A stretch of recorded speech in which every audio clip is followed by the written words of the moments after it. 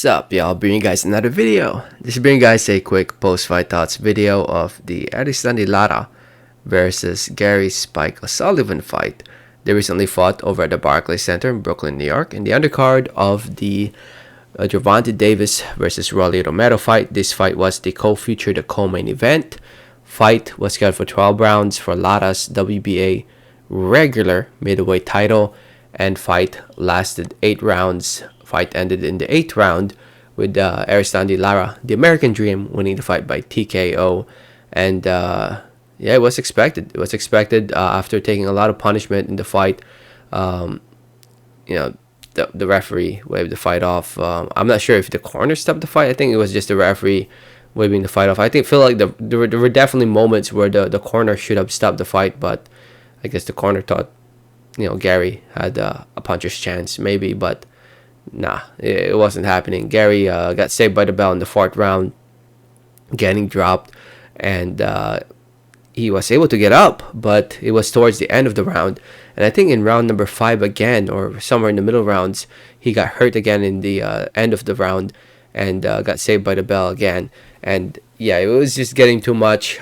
Gary always shows a lot of heart and determination, but I think we all knew going to this fight, this fight was just all wrong for Gary O'Sullivan, and it was all made for Erislandy Lara to look like this, to dominate, which he did. He was just landing those punches clean all night long, and Gary was just a perfect target for him.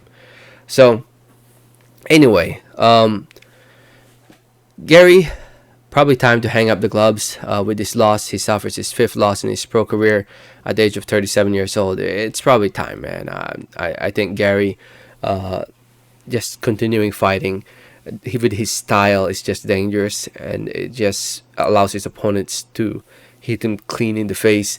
And we don't want to see a fighter get seriously hurt in there. I mean, I know Gary will probably beat your typical domestic level, whether it's in Ireland or around Europe, but in terms of young prospects who you definitely see can be top contenders, I don't think Gary can do well against those guys. So I think Gary, it's not worth continuing fighting. I'm sure he got paid handsomely for this fight.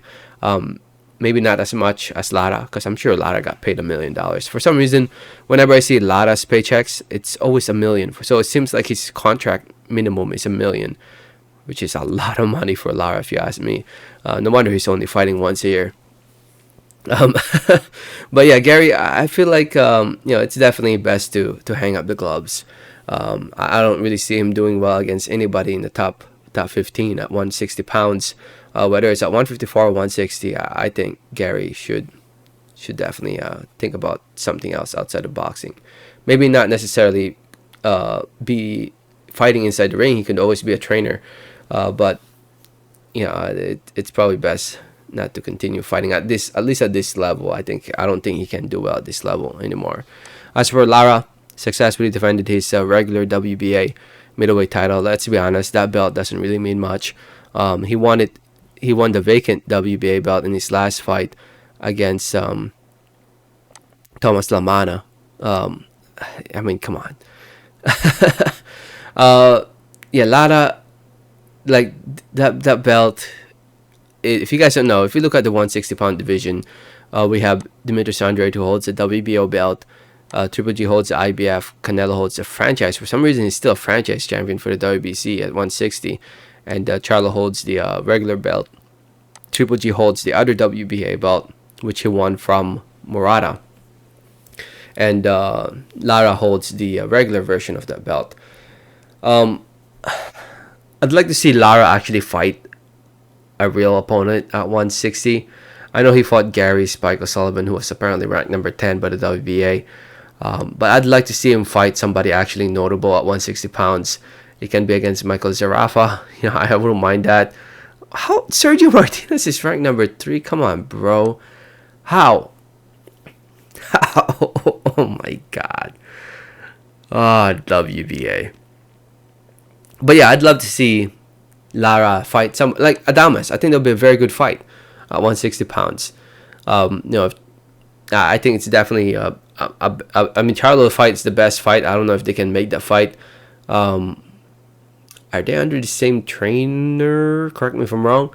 But if they can't make the Charlo fight, then Adames is probably the best one you can make, or Sergey Derevchenko.